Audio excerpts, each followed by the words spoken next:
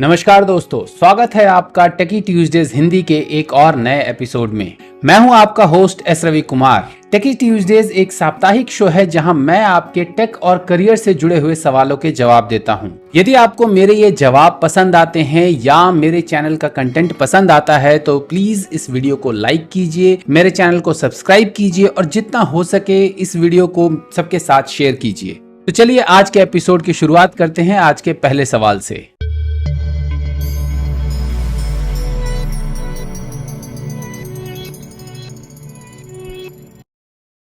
आज का पहला सवाल अश्वनी का है। वो पूछते हैं, what is the difference between Dev, Medium, Hashnode and Hacker Noon. यानी कि डेव, मीडियम, हैश नोड और हैकर नून में क्या डिफरेंस है।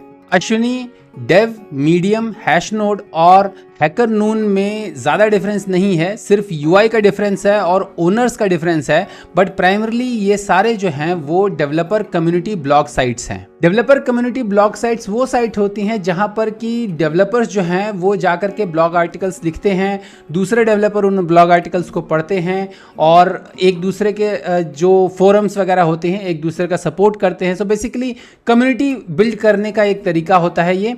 जैसे आपका डेव की अगर हम बात करें, डेव जो है, डेव का पूरा यूआरएल है dev.to, dev.to.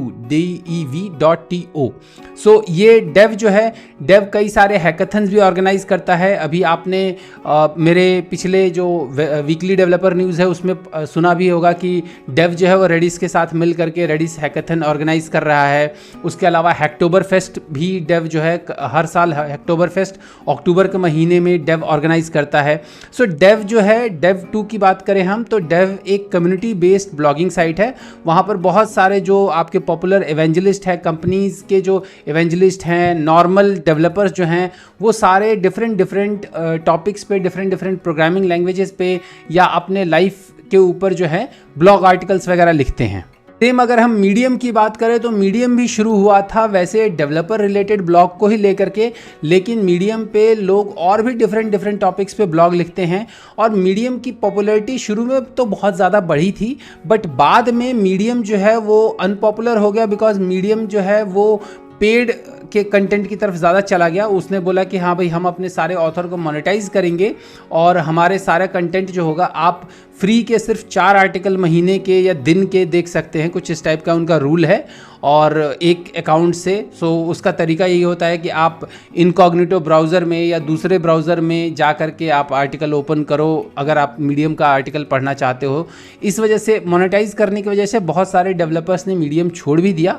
अदरवाइज मीडियम एक टाइम पे बहुत ज़्यादा पॉपुलर माना जाता था डेवलपर के लिए, ब्लॉग लिखने के लिए। इनफैक्ट मीडियम के मोनेटाइज होने के बाद ही आपका dev.to आया और dev.to फिर उसके बाद और ज़्यादा पॉपुलर हो गया। हैशनोड और हैकर नून भी इसी तरह से डेवलपर ब्लॉगर साइट्स हैं।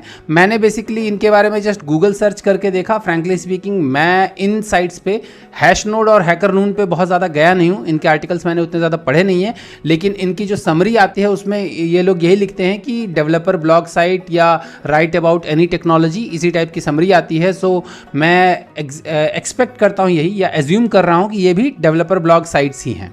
और ऐसा नहीं है कि dev.to या मीडियम या हैश नोड या हैकर नून ये इकलौते या मतलब यही 2-4 blog sites, developer blog sites हैं। इसके अलावा और भी बहुत सारे पॉपुलर ब्लॉग साइट्स हैं, जैसे कि आपका कोड प्रोजेक्ट हो गया।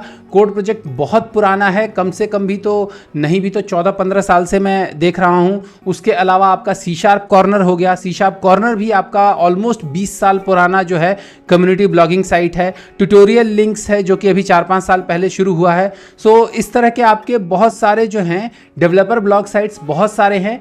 सो कई डेवलपर्स जो हैं वो अपना ये हैसल नहीं रखना चाहते हैं कि हाँ हम एक ब्लॉग के लिए अपना वेबसाइट मेंटेन करें और वहाँ पर जाकर के ब्लॉग लिखें या वर्डप्रेस पे जाकर के ब्लॉग लिखें और ये सारा कुछ करें। उसकी बजाय कई सारे डेवलपर जो हैं वो ये प्रीफर करते हैं कि इस तरह की कम्युनिटी वेबसाइट्स पे ब्लॉग लिखें।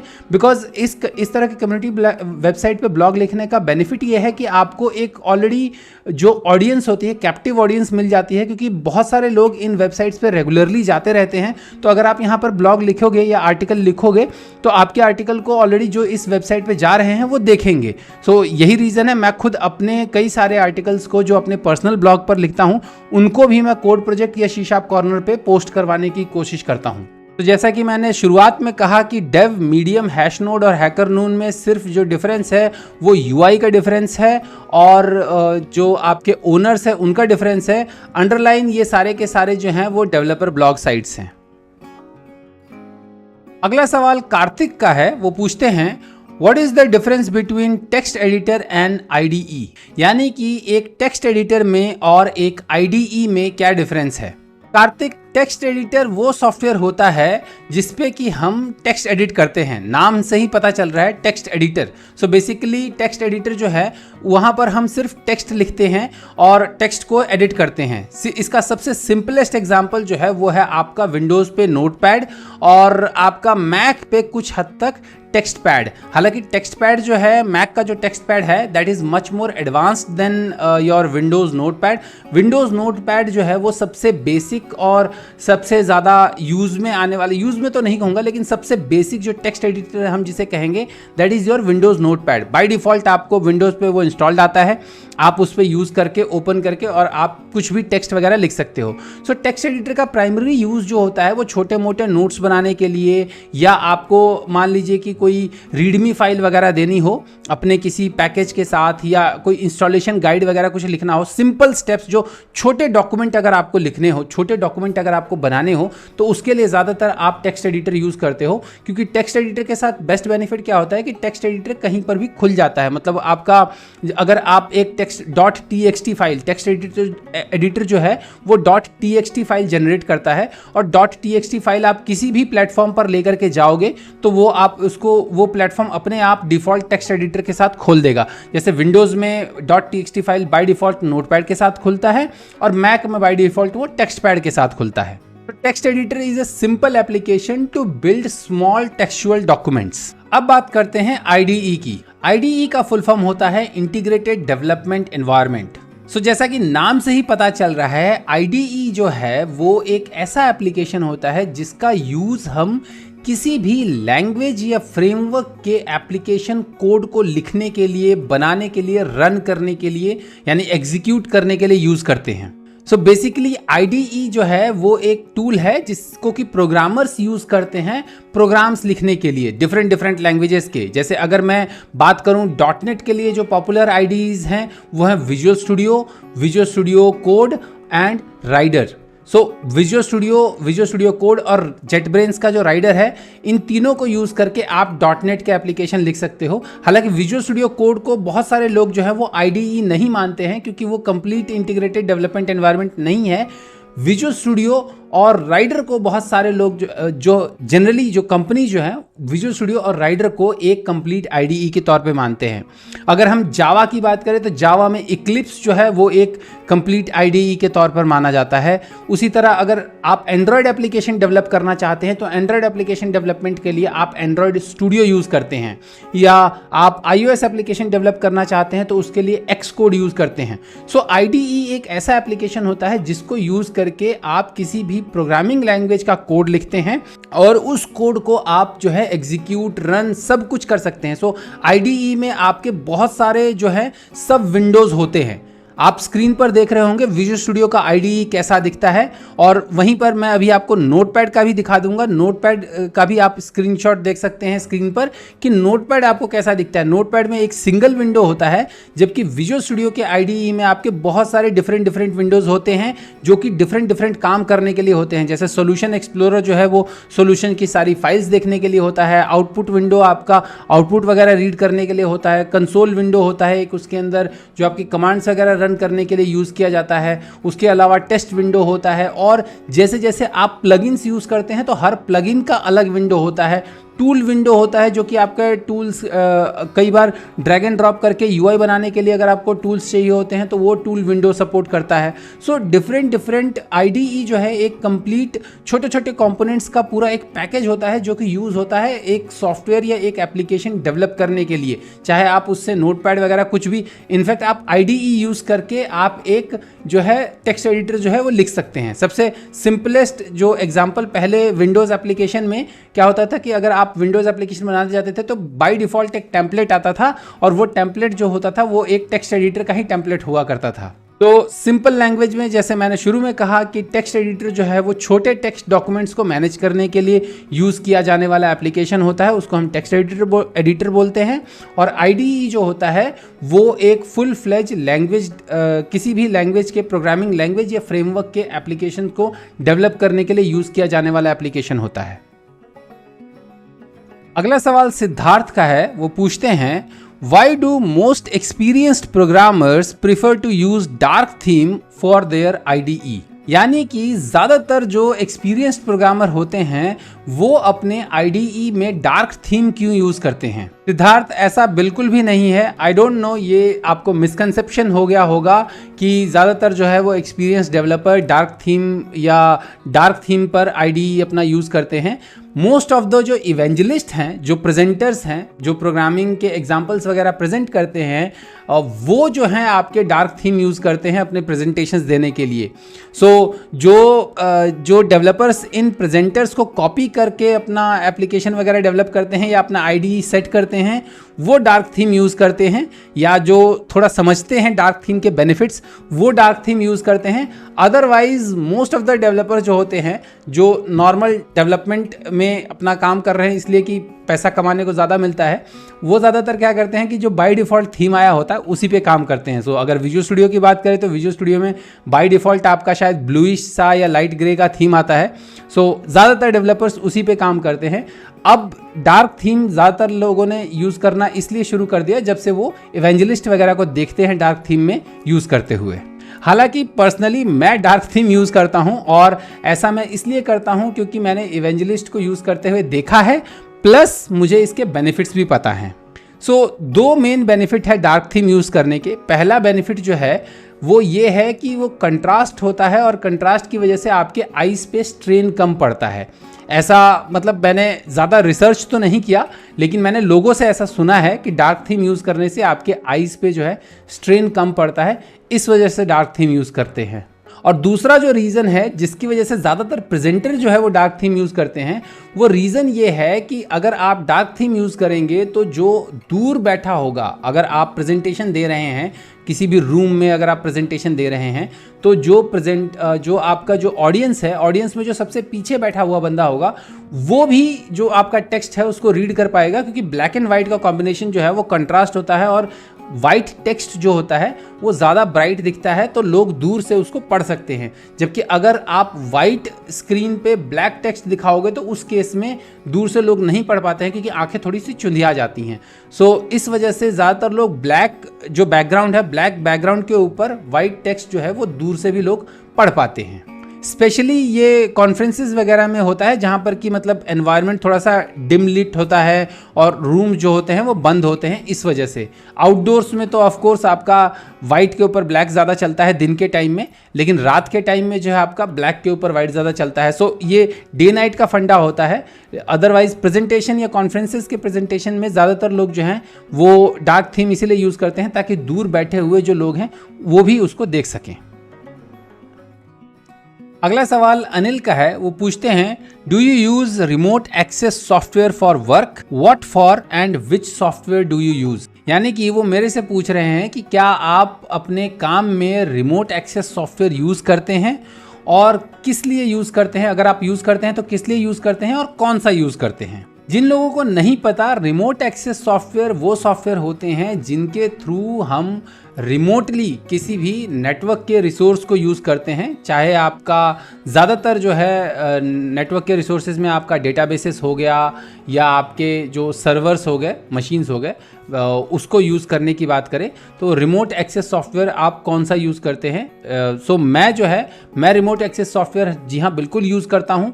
रिमोटली अगर मुझे एक्सेस करना हो तो रिमोट एक्सेस के लिए कई बार अगर मुझे रिमोट डेटाबेस को एक्सेस करना हो तो मैं ज़्यादातर डिपेंड अपॉन द डेटाबेस कि कौन सा डेटाबेस है, लेकिन प्राइमरली मैं टेबल प्लस यूज़ करता हूँ डेटाबेस के लिए, डेटाबेस मैनेजमेंट के लिए, जिसमें कि आप सीक्वल स्क्रिप्ट वगैरह चला करके डेटाबेस स्टोर प्रोसीजर वगैरह वो सारे कुछ देख सकते हैं।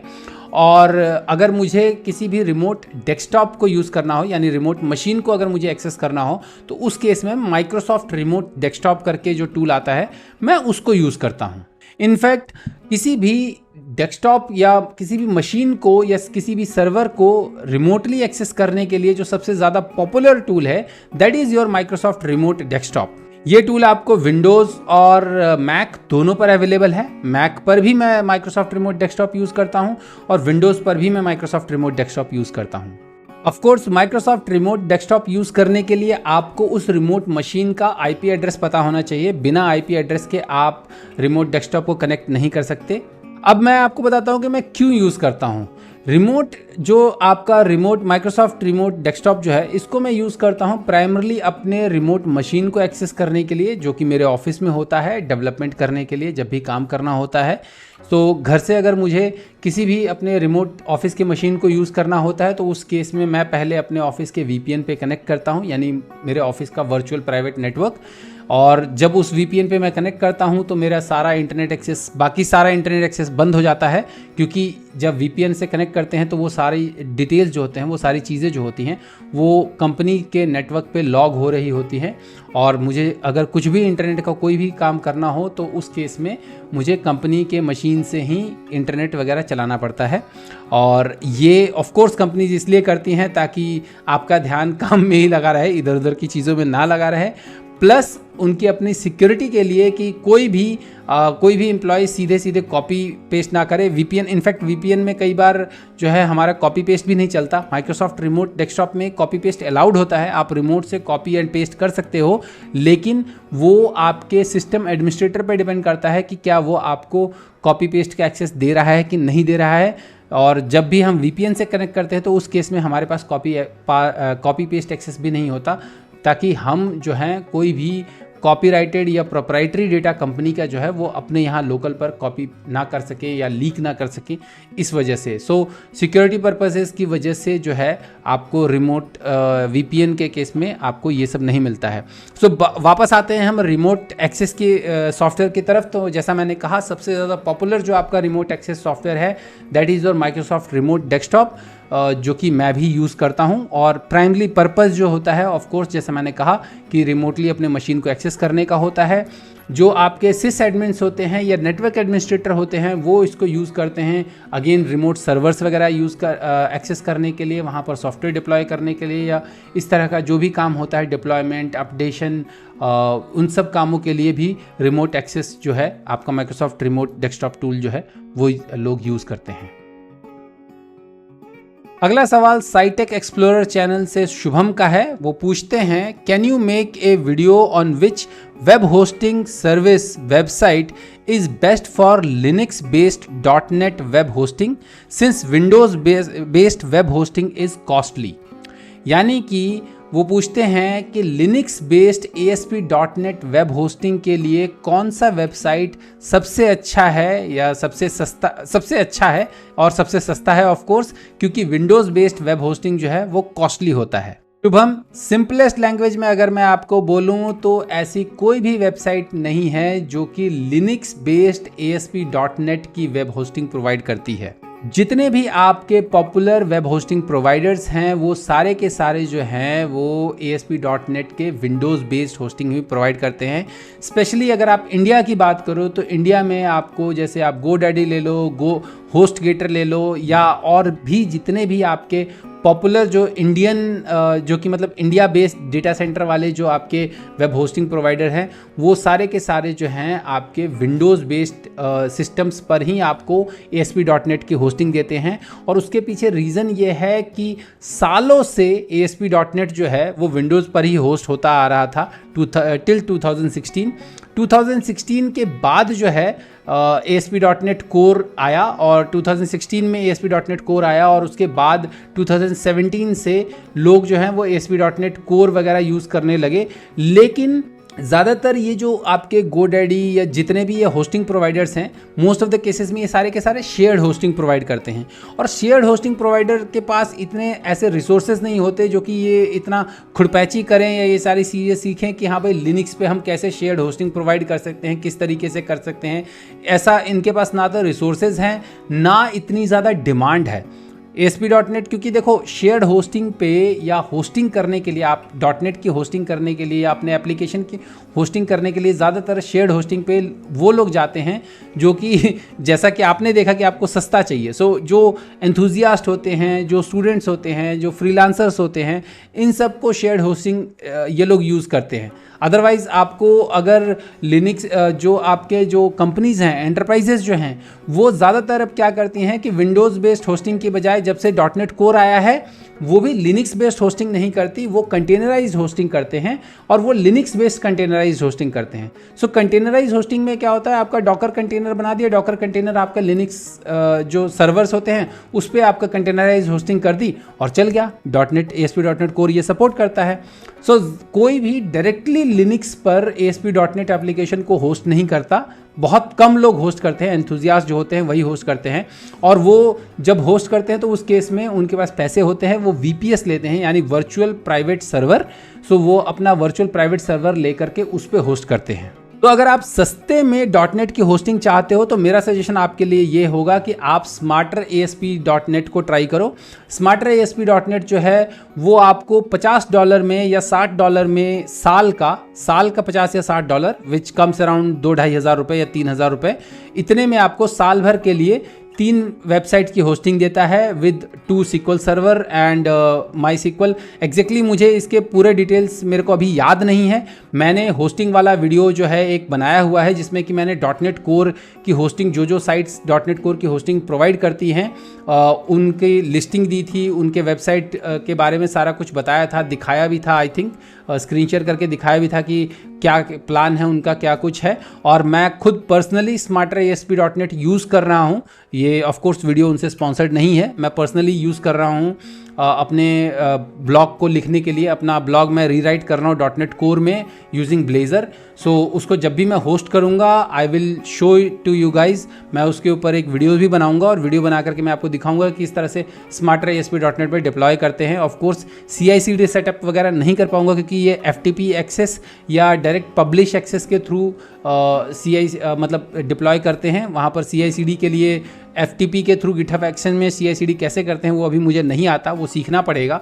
सो जब सीखूंगा तब देखूंगा। अभी तो जब रेडी हो जाएगा मेरा ब्लॉग साइट तो मैं डायरेक्टली उसको पब्लिश करके होस्ट करूंगा वहाँ पर, और वो मैं आपको दिखा दूंगा। और जैसा कि मैंने बताया कि वो सस्ता है, आप उसको ट्राई कर सकते हैं। बेस्ट पार्ट ये है कि स्मार्टर ASP आपको 60 डेज़ का फ्री ट्रायल देता है विदाउट एनी क्रेडिट कार्ड। सो आपको कोई क्रेडिट कार्ड सबमिट नहीं करना अपना, आप सीधे अपने ईमेल के बेसिस पर आप 60 डेज़ का फ्री ट्रायल ले सकते हो। सो वहाँ पर आप ट्राई करके देख सकते हो होस्ट करके, और आप अपना एक वेबसाइट की होस्टिंग विद सिंगल डेटाबेस वो 60 डेज़ का फ्री ट्रायल देता है।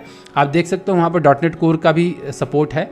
और बाकी आप उस वीडियो से देख लो, मैं उस वीडियो का लिंक जो है आई बटन में दे दूंगा, आप उस वीडियो से देख लो कि और कौन कौन से वेबसाइट जो है वो आपको .NET कोर की होस्टिंग प्रोवाइड करते हैं। लेकिन अगर आप लिनक्स बेस्ड होस्टिंग चाहते हो तो लिनक्स बेस्ड होस्टिंग आपको खुद से VPS लेके करना होगा या आपको कंटेनराइज्ड लेकर के करना होगा, जो कि आप Azure ऐप सर्विस पे भी कंटेनराइज्ड लिनक्स बेस्ड कर सकते हो।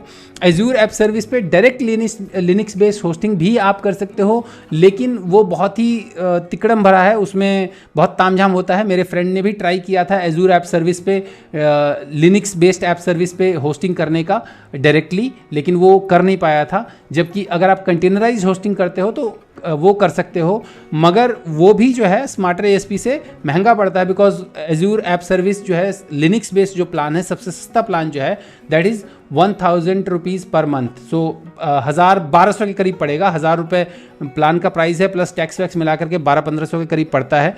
सो वो भी महंगा है, 12,000 रुपये साल का। उसकी बजाय आप 2-2.5 हज़ार रुपये में आप यहाँ से ले सकते हो।